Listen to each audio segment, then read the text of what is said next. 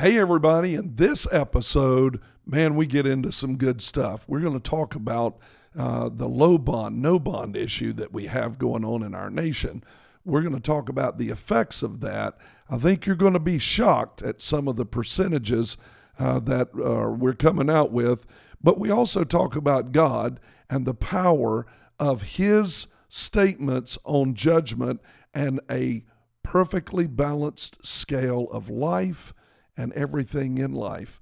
We got a couple of measurements you're going to learn about. So dial in, sit back, and watch this episode.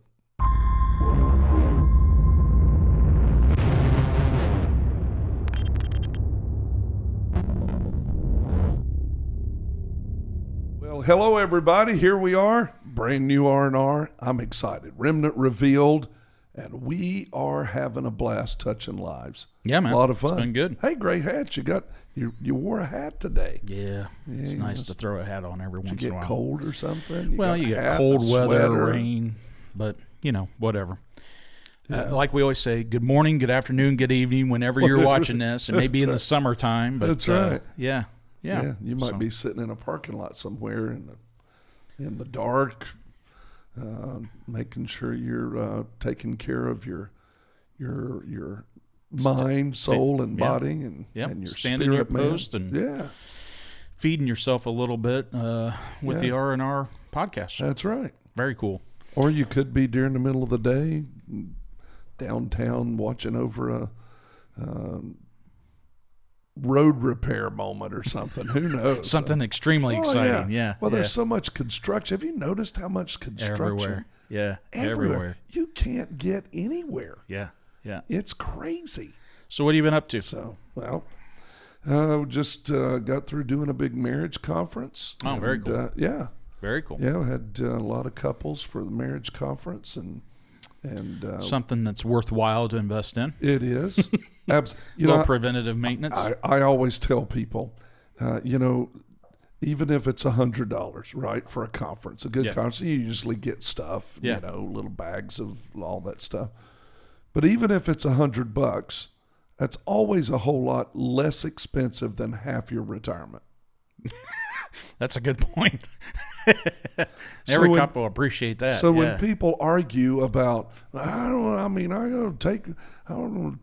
to a marriage conference and that's $100. Yeah. Well, how about half your retirement? Yeah. Great point. Because if you get divorced, that's pretty much what you're going to be fighting over. Half a house, half a car, half a retirement, all the stuff. The other thing I always like to point out is the first things that people do when they get divorced is what their spouse normally was asking for before they got divorced, such as they normally lose weight and go to the gym. Now, why is that? Well, because it's Good like point. a bird. You got to spruce up to make somebody really want to be with you. Yeah. The next in line, so to speak. Mm-hmm. They start paying attention to their attitude and being sweet to somebody so they can catch them, right? Right.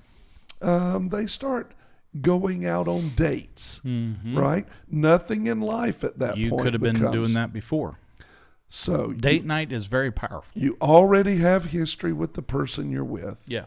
You already know where their body's been, hopefully. You already know one another. Why not start working on that? I tell you, I guarantee you, if you just started making some changes in your life like you were trying to catch your spouse again and do what you did to catch them the first time, probably would keep them, save yourself all that money, get to retire with them, and probably start realizing that you still love them for the same reason you married them before. Well, and the one thing that I can tell you that I found is that you also can't do it by yourselves. That's right. When you invite the Lord into the equation, into the relationship, it makes radical changes and improvements. The Bible verse says a 3-cord strand we talked about is that. not easily broken. That's exactly right. Yeah. So aren't you worth the investment, I guess, is the question. It's just like training That's the deal. for work. How many cops say, well, If my department doesn't send me, I'm not going to that training. Well, I always ask, aren't you worth the investment? Aren't you worth $300 for the class? I mean, even if you got to pay for it out of your own pocket. Right. Probably the same for your marriage, for your family, for your kids. Yep. So yeah, well, good on you for doing that. So you go to the you go. Do you to do the that every year? Yep, we do that every year. Very cool. Yeah, we do. Very cool. It's very healthy. Yeah. And we cover different topics and go over different. Some things are basic. There's 4 pillars to marriage. Very basic pillars of marriage. People forget about balance, those. stability, Bring balance, all those things. Yeah. And then there's also things that are happening in the world, just like that are affecting policing. Yeah. Also are affecting marriages. Yeah. Not just police marriages, but marriage. But in general, marriages right? all are. The stress. Well, think about it. Under attack. Oh my gosh, man! Not in family. Yeah, the family unit. The family that's unit's under under attack. Yeah. Think about COVID. Think about what took place. The amount of stress. Think about having to alter the lives of your children as 2 parents. Think about your job forcing you to stay home, and now your whole family dynamic has changed. Think about children not being able to go to school. Think about all those dynamics that got shifted. That work-life balance gets shifted out of balance. And the stress has put a lot of stress on marriages. Makes me think, you kind of locked in on it when you said it, but the 4 pillars, all right, those are like 4 corners of a home. Yep. You get those out of whack, and the stress that you start seeing fractures in the foundation and all those other things. And not just in the foundation, but in the walls. Yeah. Drywall. You can walk through a house and quickly know what's happening under the house by looking at the fractures that are above the foundation. Same thing happening in our communities, by the way. Same thing happening in the communities. I just got done talking to a community group here locally, and that's what they wanted to talk about. That's what they wanted to hear about is what's going on in the policing profession. But really what they were saying is, hey, we're seeing major shifts and changes in our community, fractures in our community from crime and violence, what's going on there. And so we were able to have those discussions with them as well, and it's interesting. The first thing I brought up was the foundational attacks on family. Yeah. And I talked a lot about fatherless homes. Oh my! And the consistency that we see when you start looking into, a lot of people want to talk about root causes of crime, root causes of violence. They talk about things like poverty, and they talk about things like education. They talk about things like race. They don't often talk too much about that family structure component. That's right. And one of the things that our officers can attest to is a commonality that occurs very, very often and consistent. Now, there's always exceptions, there's always outliers, but there is a significant statistical standout, if you will, on a lack of fathers in the home, especially as it relates to juvenile crime and early entry into a life of crime and violence. If you ever do the research on the increase of crime and as it pertains to everybody in the house, meaning father and mother having to go to work outside the home, and becoming career people outside of the home, you'll be shocked and amazed at how those 2 things correlate. So it's that consistent influence and participation in the life of the child, the children involved. Sure. And then the outcomes that you see from that. And, even with this community group, when we talked about that, all the people nodding in the room. Right? Right. Doesn't mean that. Now, this is the other thing. Plenty of our police officers come from broken homes, fatherless homes, poverty, of course, lack of education, maybe histories of domestic violence or sexual, physical abuse, whatever the case may be. Right? So our officers are always quick to point out that doesn't provide an excuse, but it can provide at least a point to focus in on. Right.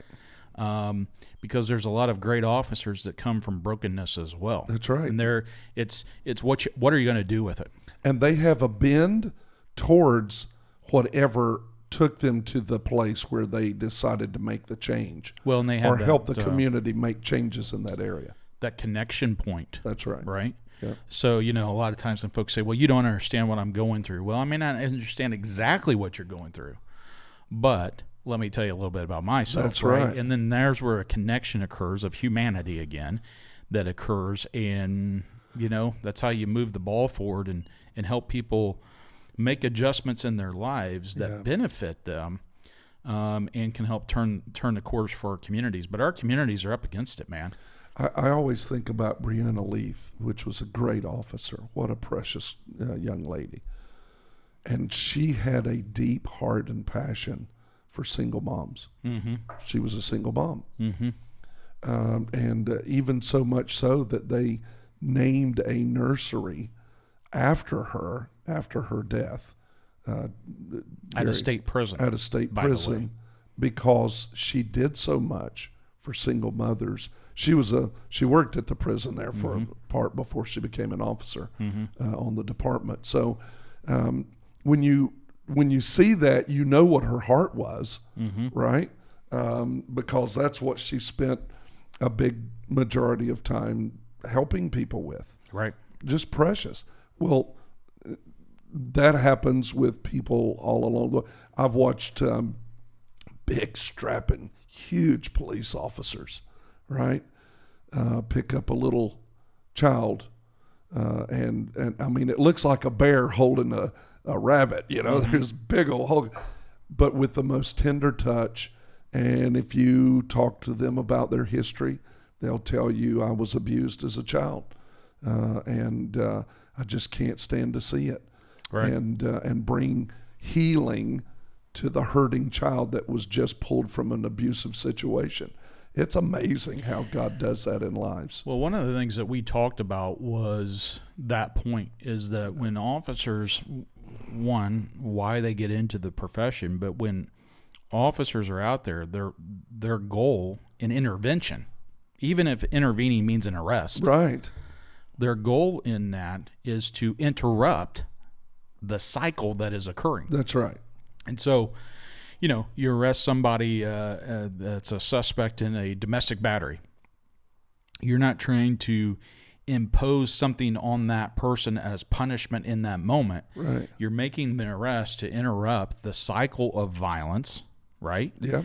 And then also have a point where resources can be put into that situation to help restore that family or get them going on the right path. I've read many articles, of course, over the years, been working with law enforcement now for, almost 32 years, but I've read many articles where law enforcement officers drive through their community and people walk out and talk to them, which goes back to the great thing of community policing. They come out, they know their name.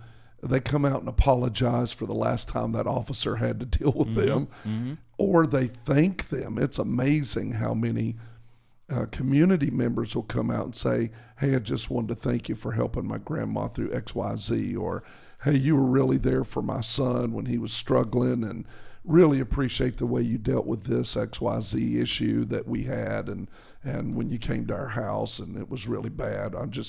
Thank you so much for how you treated me. Mm-hmm. Even those who were handcuffed, put in the back of the car, taken to jail, have said, just wanted to say, I appreciate how you treated me. Well, listen, you always talked to me kind. You were...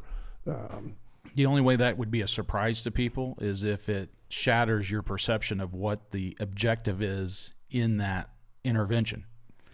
So the community gets surprised when somebody thanks an officer for arresting them at some point in time. That's right. But the officer is not, because that's the intent behind it. That's what they're looking for. That's right. But again, you've got people that try to formulate or tell the story of policing for the police when it's not accurate. Therein lies the problem.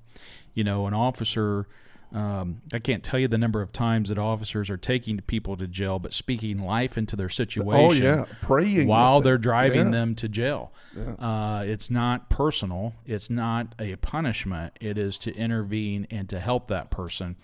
And again, the biggest thing is intervention is prevention. It interrupts the cycle of violence, the cycle of trauma that folks are going through, whatever the case may be. Yeah. And so...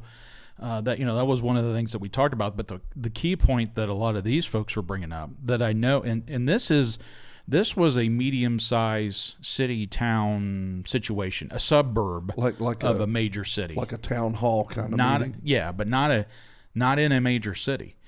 That tells me that violence and crime, as was predicted, is spilling out from our major cities across the country. We've been talking about that for the last 5 years? Yeah, and so folks are feeling that now. So what they were quickly seeing is that, hey, you know what? A lot of the people that we're finding that's committing crime and violence in our neighborhoods now, we're finding that they really probably shouldn't have been out of jail. Yeah. That the system that was supposed to intervene and interrupt that didn't interrupt. It just acted as a speed bump and put them right back into the situation. And there was a phrase we used a lot, and we still use it, coming to a neighborhood near you. Yeah. Right. So, what's interesting is there's a news story that just came out on this topic, and it relates to this broken system that we have of criminal justice, right? That is a revolving door. Right. That is acting as a speed bump and not the stop sign to intervene. Instead, it's just cycling the offender, oftentimes a repeat violent offender, by the way, right back into the neighborhoods.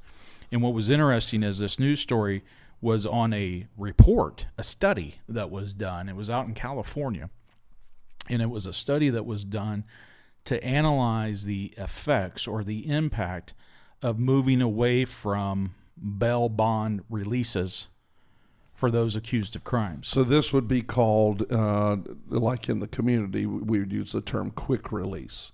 Well, it was low bond. But this was no focus on no bond, zero bond. So you've got states like Illinois that recently passed a law that's now on hold, but recently passed a law that would no longer require bail for a condition of release when accused of a crime, even for repeat offenders. Now, and I get that that some in the community are going to make statements like this, and we're going to answer that here for just a second. You're going to think, maybe you're watching this podcast and you're going to say, yeah, but there's some people who don't deserve to sit in jail for a minor infraction while they're poor and they can't afford to make a bond or bail. We get that. We understand that. Well, right? And we're not talking about minor and infractions. We're not talking about minor. That's right. This is the key, and this is where everybody gets hung up. We're talking about repeat offenders. And violent. That's correct. Violent offenders. Well, violent offenders, but I'd also say repeat offenders of things like burglary. Oh, yeah.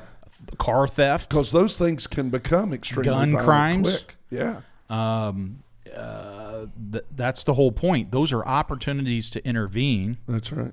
And prevent the really bad violent incident from occurring. And if it's a repeat action, that tells you that they're not getting it and that something more needs to be done.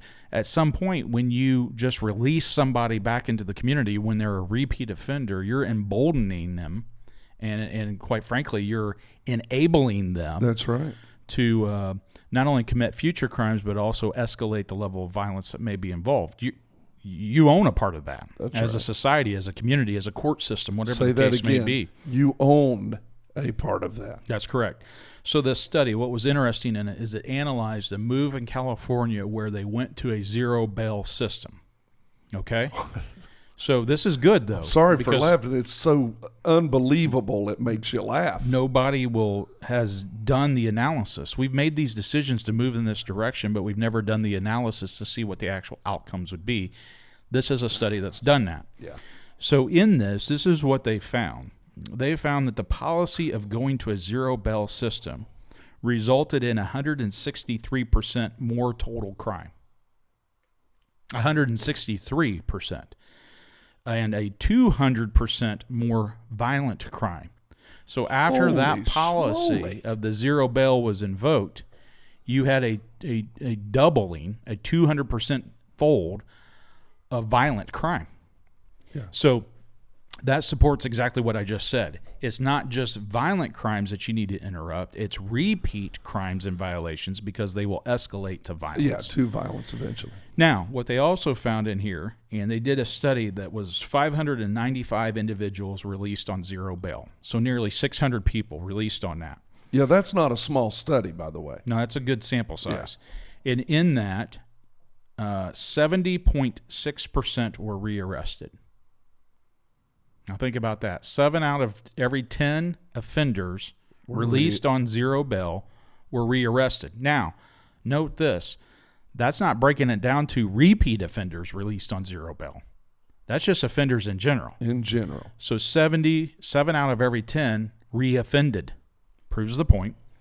And then of that, 20 were arrested on a violent crime. 20% were arrested on a violent crime. So 7 out of every 10 were rearrested. Right? Right. And then within that, 2 out of every 10 were for a violent crime. For violent crimes. Holy schmoly. So what's that tell you? That tells you that this move to deconstruct a system that, quite frankly, we've been under since the existence of a country, right, isn't necessarily working out the way people have projected. And here's the violent crimes that were included in this. Unless violence is what they're projecting to take place. Well, I'll leave that for others to decide, but I'll just speak to the outcomes. If 20% were rearrested for violent crimes, they include, things like murder, attempted murder, kidnapping, robbery, carjacking, domestic violence. So here again, this isn't rocket science. This is human science. And what we know is that when you have somebody who has culpability, where they intentionally, knowingly, recklessly do these crimes, if you don't interrupt it and intervene, and you just cycle them right back out, you are creating a situation where they are more apt to reoffend again. And for the life of me, like most officers, why would you do that? How in the world do people not get this? And again, but it goes back to what your motivation is. If your motivation isn't personal, it's not to be destructive, it's not to be punitive, although punishment needs to occur, your purpose in doing it is to interrupt and intervene and help provide help and resources into that for the purposes of preventing future crime. Future crime, yeah. But to the point that you were suggesting is, this is one of the things we keep saying, is it's as though there are people who want to destabilize the system by design, because if you break it, then you can remake it according to some kind of agenda. Well, that's a recipe for disaster. Well, it's letting wickedness prevail. Absolutely. And notice you mentioned domestic violence. That's right. That's the home. That's in your home. That's the home life that we were talking about earlier. We're breaking it's breaking down the home life. So if you see a broken family, a broken family dynamic, you intervene and try to interrupt that. And then in that moment, you should be providing resources and trying to help that. But instead, you just cycle the person right back into the same exact situation. Then you're surprised when there's a reoffense. Well, the problem they're is going to be mad. There's a re-victimization. Oh, my Lord. See, that's the key in all of this. So you've got an agenda that's being designed to work on breaking or going to this zero bail system, right? Right. The focus is on who? The offender. Of course. The reason why you have bail by constitutions, by the way, that's required is because for the victim. You're trying to protect the victim. Right. It's supposed to be a balance between the rights of the accused with the rights and the safety of the victim, the individual, but also the community. Right. There has to be a balance. A balance. And what this zero bail system has done is go and put it all toward the offender, the suspect, the accused, without balancing the rights of the victim. Holy and the community as a whole. So when you see a 70% reoffense rate, when you see a 20% reoffense rate in violence, who's paying the cost of that? It's the very community you're supposed to be protecting. That's right. And what's the number one job of any governmental entity or any governmental leader? Safety. Safety of the public. Yeah, public safety. So This is an amazing study that probably a lot of people don't want folks to know about, but it does exist. It was called Yolo County. Yolo. YOLO. Yolo County, California. Wow. Is where the study was done. Yeah, because the push, I mean, especially with community activism and all the things that we've gone through over the last several years, the push is to make all of these changes, to stop bail, even to the point where we had organizations paying people's bail to get them out, but then not being responsible to bring them back to jail. Nationwide effort that was done. The question goes back to why again. Now, you brought up the point, well, cash bail bond systems can negatively and disproportionately affect the poor and communities of color. That's correct. This is a point that I always make. So does crime and violence. That's exactly right. Right? Yep. I know of at least one major city where 70 to 80% of victims of homicide come from communities of color. That's right. And oftentimes poverty is involved, but so are all these other things that all trickle back down to a deconstruction of the family unit as well. That's exactly right. And so here again, if we love our neighbor, if we truly care, like people are suggesting that they do, don't you want to intervene and interrupt that cycle, not only to protect the victim, but really to help the accused as well? Now, do these people go before? Don't they go before a magistrate or a judge or somebody who can physically? They should, but that doesn't always occur. We have systems in major cities, especially where they've gone to. We've talked about this on previous episodes, where you have an over-reliance on technology versus a human being who has the capacity for decision making in the moment, such not as an officer, but also as a judge, right? To review a history of the person accused. Past performance is the best predictor of future behavior. Right. Look at the history, the criminal history also of the person accused to see if they should just be cycled right back out into the situation. And the real downfall Good Lord. is that today they could be the suspect, but tomorrow they could be the victim. That's true. Today they could be the suspect, but tomorrow they could be the victim. Yep. So even if you say, well, I really care about the offender, the accused, don't you want to take steps to help intervene and maybe prevent them from being a victim of homicide, attempted murder, kidnapping, robbery, all these other things? What did you say to them while you were in there? What did you tell them? Oh, yeah. That's right. This is a couple of verses here, because this Bible that we talk about so much, you and I talk about You mean it's relevant to today? This Bible has something to say about this. God himself has something to say about this. And here's what he says, verse 36 of Leviticus 19, verse 36. Leviticus. What's Leviticus mean? Leviticus is the book in the Bible. Levi, it is the book where God gave instruction for the Levitical priesthood. So kind of like the law for that? Yeah, it's the law of that. So it was the tribe of Levi, which were chosen by the people to represent them before God, kind of like we do judges, kind of like we do attorneys or something. But they were also the priest. They had the priestly duties of the tabernacle and the temple. Gotcha. Right? So verse 36, he says, you shall have accurate and just balances. Verse 35, he says, you shall do no unrighteousness in judgment. Which might mean not turning people who are violent and wicked back into communities and on streets where they do more damage, kill, murder, rape, hurt, domestic violence, all those things that we're talking about right now. He said, you shall do no unrighteousness in judgment. What's right? Is it right to take a violent felon who has had weapons charges, can't own a gun, can't have a gun, and turn him right back out into the streets to go do his own form of justice to those that he wants to get even with? Is that righteousness? Retribution. All right. Is that righteous? Should that be right? I get it. It's almost like we can't, and I'm just speaking for me now, not for you. It's almost as though we can't come to a balance to where we recognized, okay, you may have a low-level offense here, and you don't want to cause this person pain, unmerited pain. That's justice. You got to make sure that's balanced. But at the same time, it's like we can't do one or the other, or we can't seem to balance the scales. It's one way or it's the other way. Well, it's like, let's say you have somebody with a history of violent crimes, and then they get arrested now for, let's say, residential entry. So somebody would say, well, that's a property crime. So it's not violent, and it shouldn't include a high bond.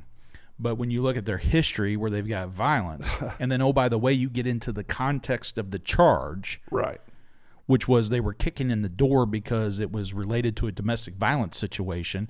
The battery hadn't occurred yet, so all you could do was charge them with residential entry. Well, when you find out the rest of the story, right, you might not be as apt to just release that person back out, but that takes a human being reviewing that's right. that. The computer When does. the computer sees residential entry, well, we know that by that it requires no bond and release them.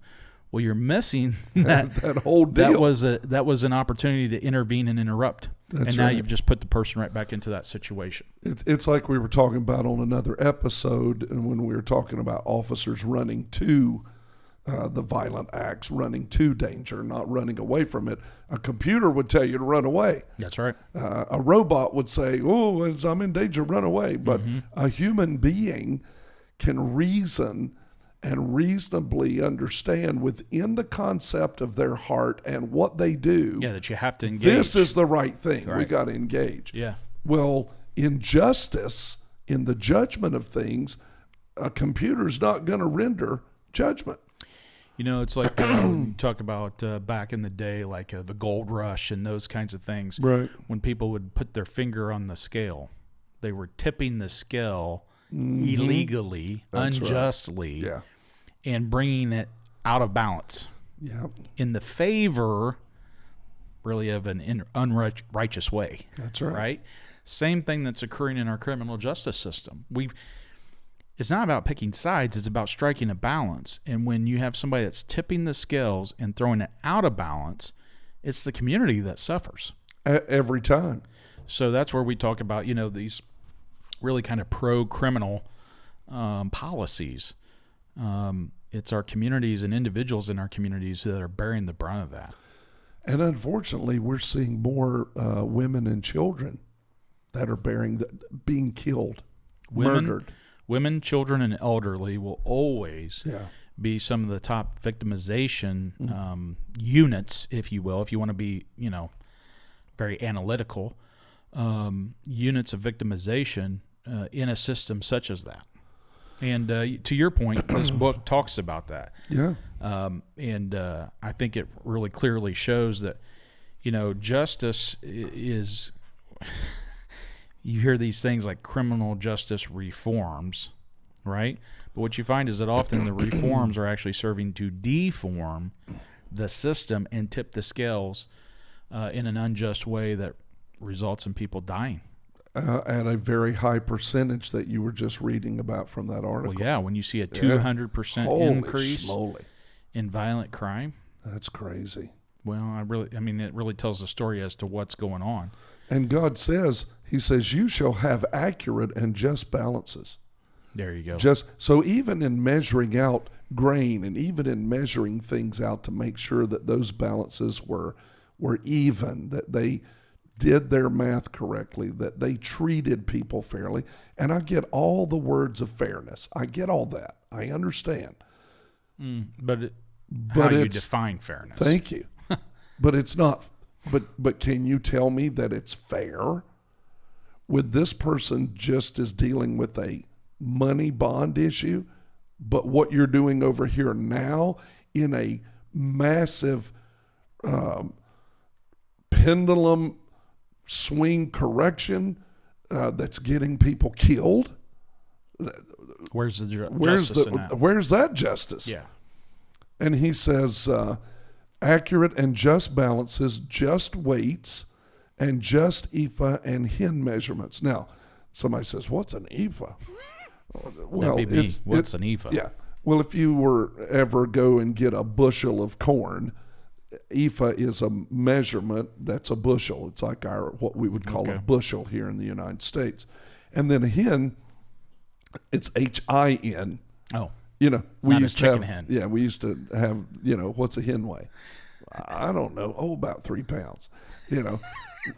But this is an HIN, and it's like, it's a little more, it's almost like a gallon and a half. It's 5.5 quarts.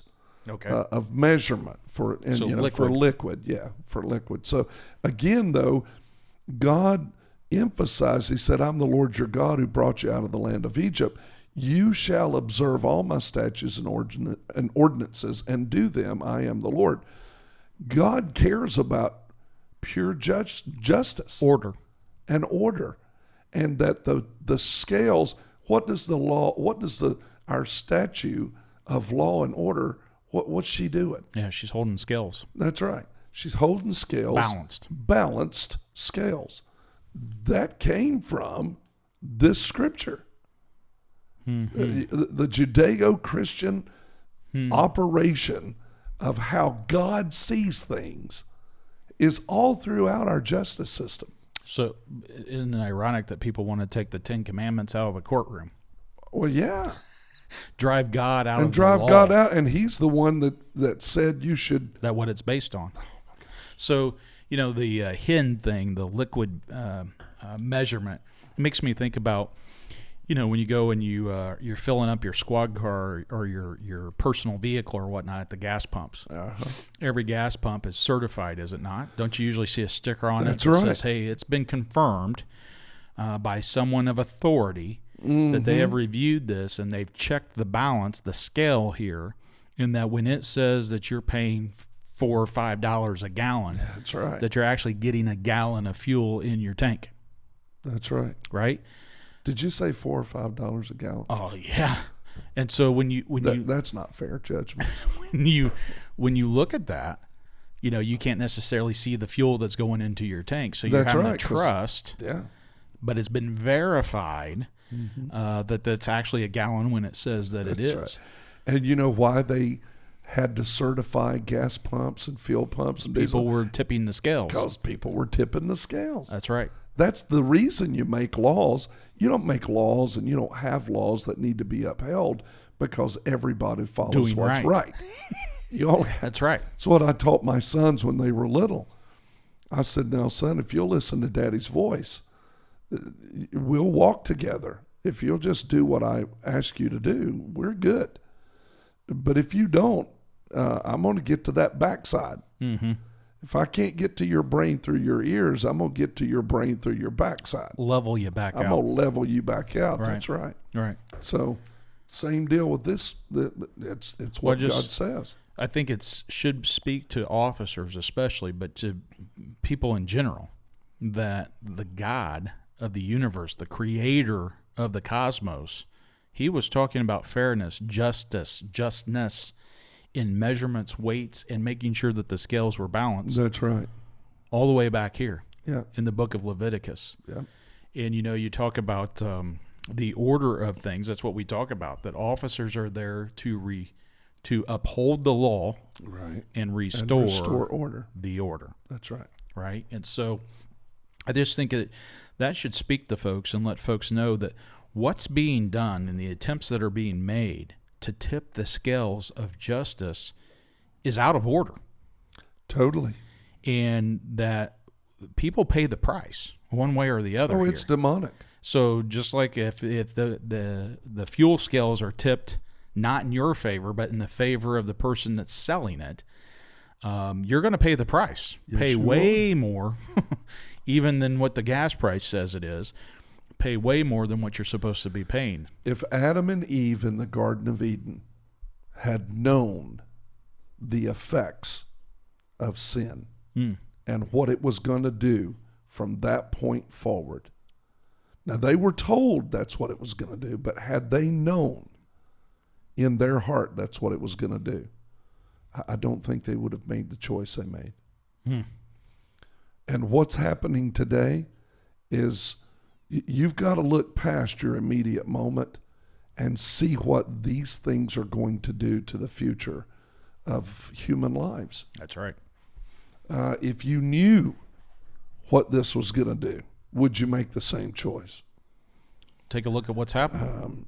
These changes have been made, and violence and victimization rates have gone through the roof. And nobody's doing anything to change it. That's I Well, don't use the word scary, but to me, brother, what's problematic is we get focused on numbers. We talk about a 200% increase. yeah, What can't get lost in that is these are individual lives that have been destroyed and families that have been destroyed. that's right.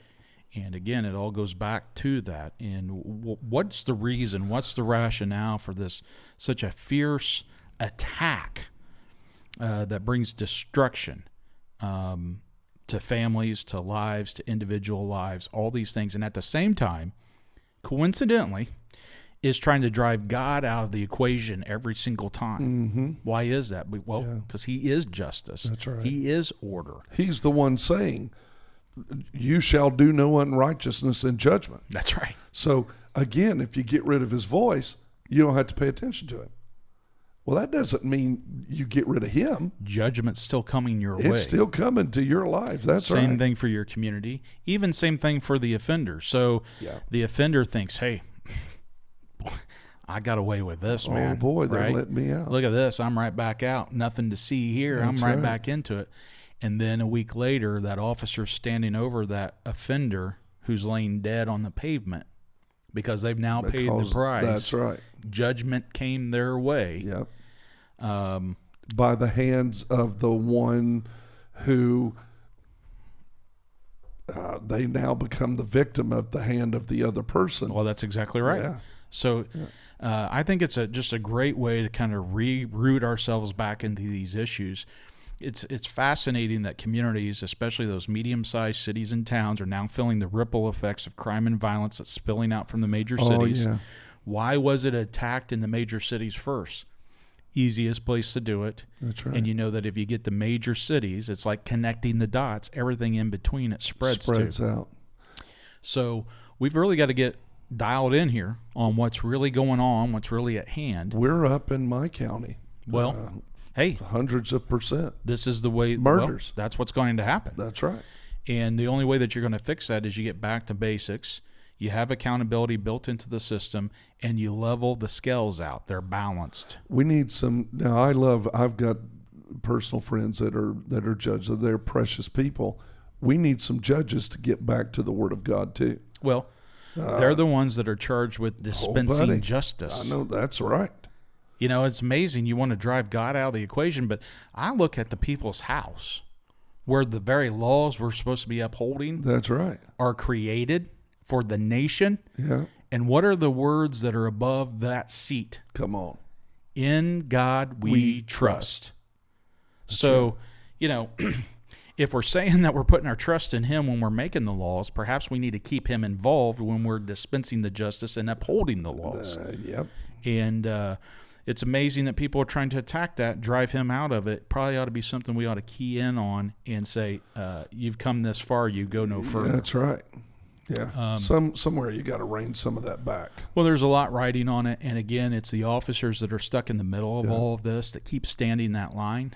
We see the tragic outcomes. As of the recording of this, we've had well over 50 officers shot within a month and a half of the new year.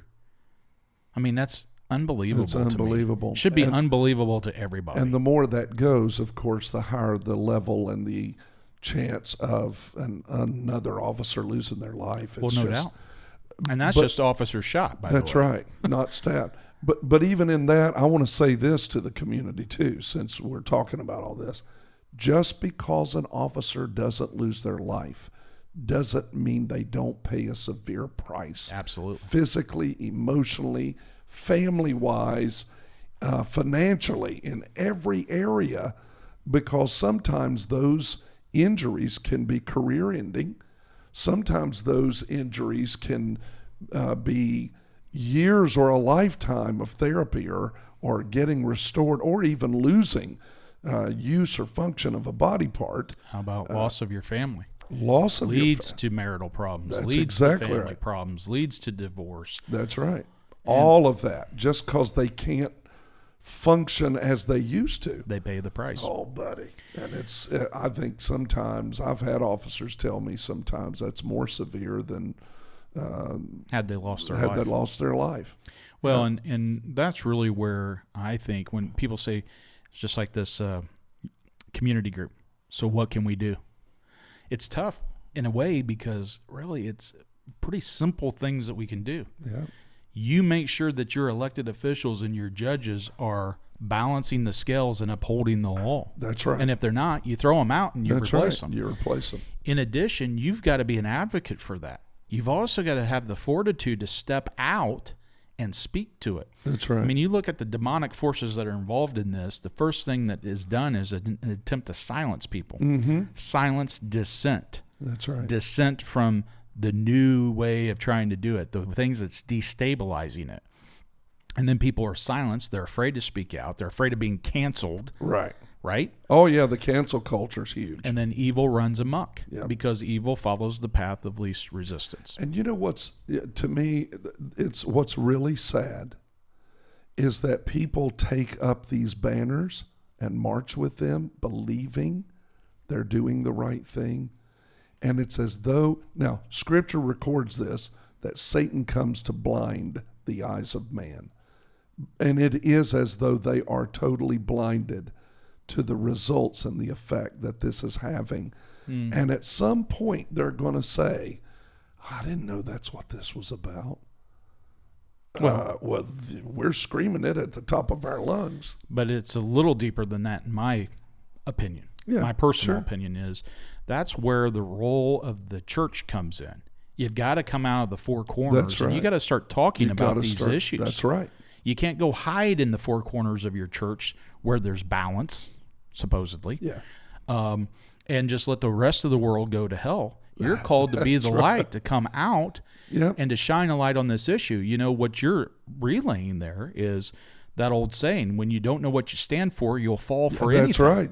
Yeah. So You when- stand for nothing. When people Yeah. are out there marching with signs and everything else, I always want to just ask, so do you understand what you're really advocating or standing for here? That's right. Because when you dig into it and you really get to the bottom of it, And you find the spirit behind it or the root under it, it is not, yeah. well, the way that you balance not- that out and find it, though, is you got to know what you're rooted in.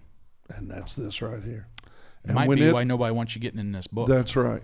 Yeah. And when what you say you stand for stands against this, you and I are not going to walk together. Not talking about you. That's an Yeah. old Southern term of Yeah. whoever. Mm-hmm. We can't walk together unless we first agree.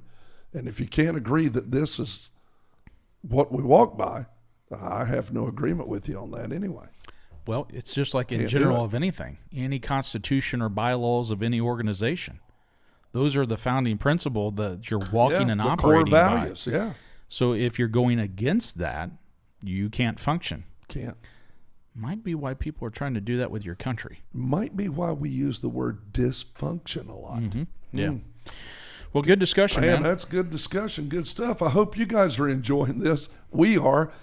Send us a question. Ask anything. We'll answer anything. Yeah, drop us a thought down below. Yeah. Hit that bell. Subscribe. Give us a thumbs up. We appreciate it. It's just helping the podcast. We're trying to reach as many officers and their families as possible.